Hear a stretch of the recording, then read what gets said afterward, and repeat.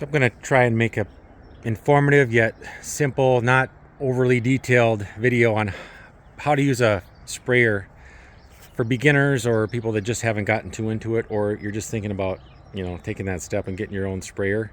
This is a Fimco 25-gallon sprayer. It's got the pump mounted on top. This is probably a 10-year-old sprayer. This one has a 10-foot boom, and there are 6 spray nozzles on the boom. The new sprayers may come with this, but we modified this sprayer with a switch to turn it on and off. It's just pretty handy to be able to switch it on and off when you get to the end of your row. I guess we'll start with what kind of water you should put in there. You want to use well water or municipal water. You don't want to use pond water. It's got some organic materials in there that kind of offset the effects of glyphosate and maybe some other herbicides. So make sure you fill it out of your well or your municipal source. You are using well water, like me, you get a lot of particulates in there. So a couple options are to get a fine screen for the top of your sprayer tank, or just fill buckets and let everything settle and then pour it into the tank. That way, last inch or two of water in the bucket I'm not putting in the tanks. All those sediments don't end up in my tank and end up going through the sprayer pump and get plugging up my filters by the nozzles. It's important to make sure that you check your filters on the spray nozzles before you use it every single time. Last time this one was used, the tank was flushed out, so the water in there is pretty pure right now.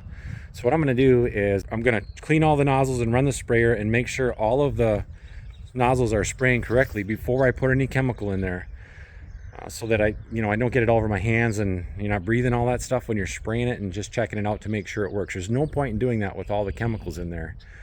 Instead, just do it with just the pure water in there. And this needs to be done every time before you start spraying, or you're going to have problems, and you don't want to be fighting these clogged up filters during the spraying process. You want to just get your spraying done when you're out there. So now that I've got the tank full, or almost full, before I turn anything on, again, this tank's been rinsed, so if I get any water on here, I'm not really worried about it because it's just water. But this has this yellow sprayer nozzle, and there is a rubber gasket inside there, and sometimes there can be debris in that hole. And then underneath that, there should be a little screen filter above every spray nozzle, and you can see just from spraying last time how much crap got stuck in that screen. So the screens are effective.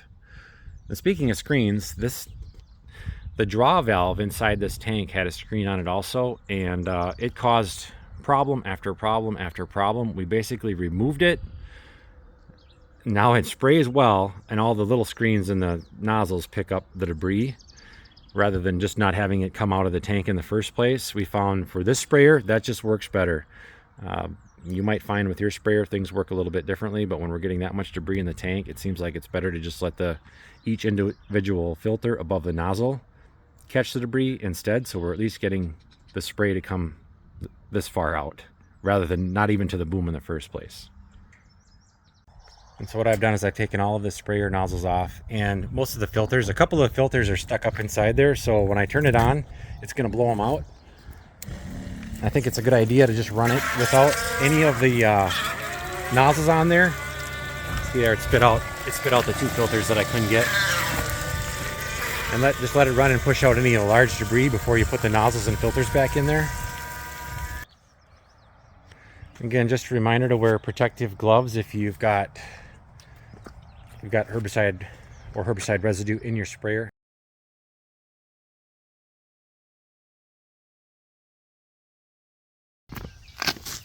So now all of the filters have been cleaned and the nozzles have been cleaned and they've been put back in place. I'm going to turn it on and make sure that everything is spraying appropriately.